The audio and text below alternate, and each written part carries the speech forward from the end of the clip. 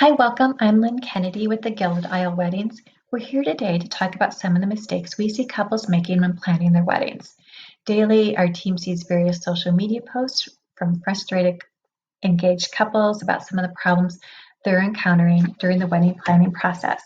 So we thought we would put together our top 5 wedding planning mistakes that we see. Mistake number 1, not researching your date. Maybe you're considering having your wedding on the anniversary of your first date.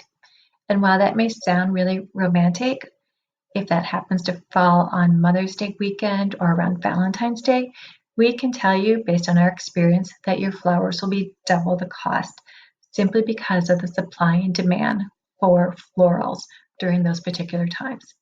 It's not to say you can't do it, but we always like to let our clients know what they're getting themselves into before they commit. There's nothing worse than finding out about extra expenses after you've signed a contract securing your wedding date.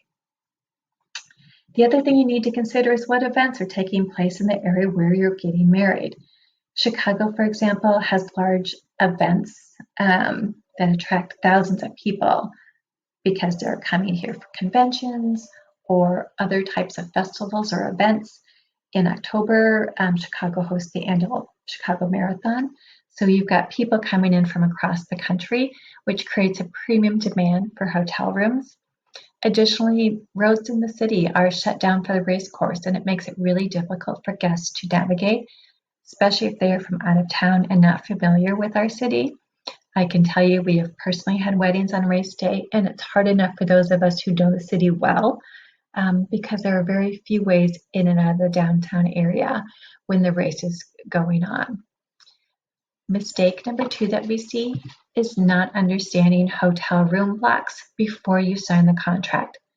Most couples will book a room block for their wedding guest, and it's really important to know if you're booking a courtesy block or a guaranteed room block because the difference can be a substantial amount of money out of your pocket.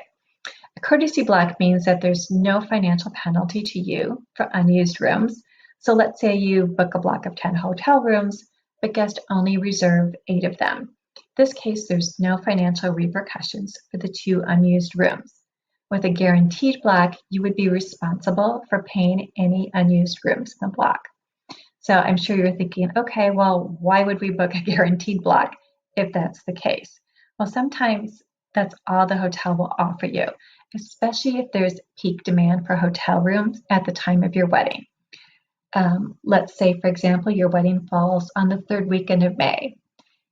Traditionally, this is when the National Restaurant Show hosts its annual convention in Chicago. Rooms will not only be limited, but those that are available are going to be a premium price.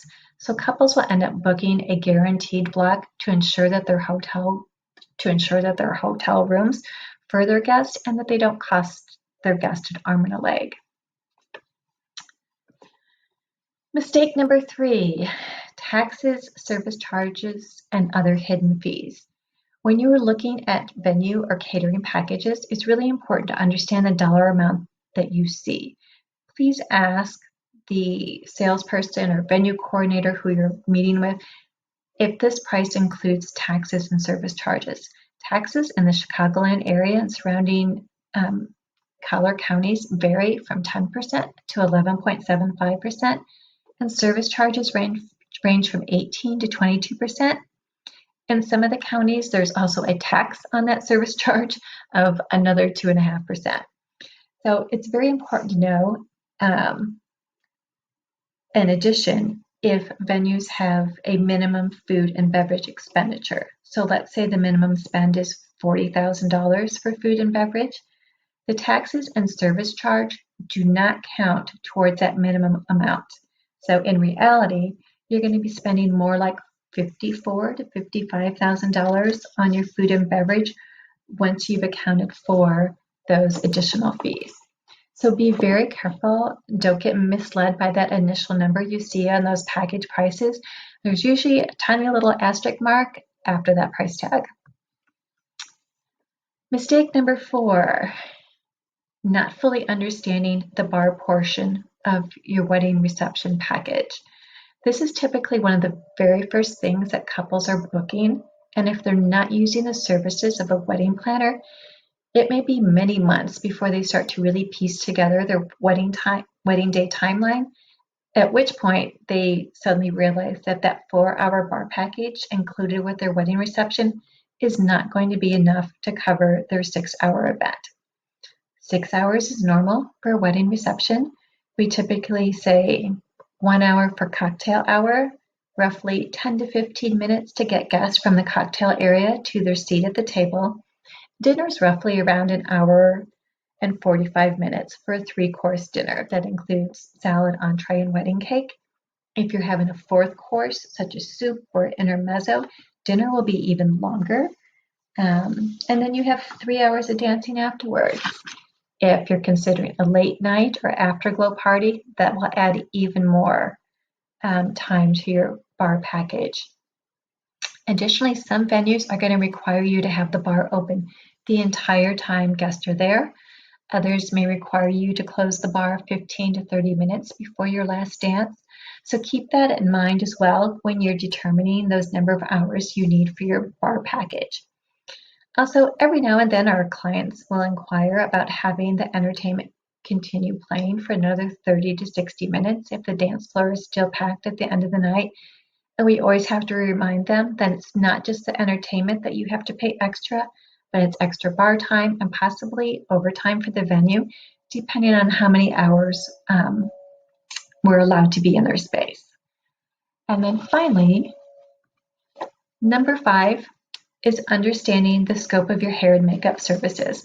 I know you're probably thinking, I make hair appointments all the time. How hard can it be to book a makeup artist or a hairstylist for my wedding? But their contracts aren't always very clear, and you have to know what questions to ask.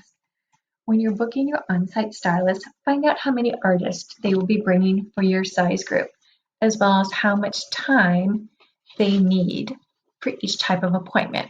A bride's appointment is going to be longer than a bridesmaid's. We just saw a contract for a wedding day management client that had one stylist for 11 appointments. If it takes 30 minutes per attendant or mom and an hour for the bride, that's still 6 hours spent getting ready. And if it takes 45 minutes per person and an hour for the bride, that's 8.5 hours.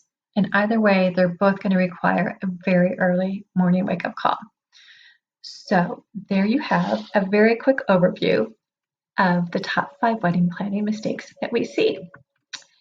If you have additional questions, feel free to reach out to us. If you're in need of wedding planning services, we do offer a complimentary consultation to make sure that we would be a great fit.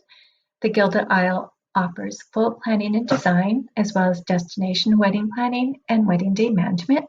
We're based here in Chicago, but we also have teams in Italy, New York City, and Southern California. Our contact information is on the screen. Happy planning. We hope you have fun during this fun and exciting journey.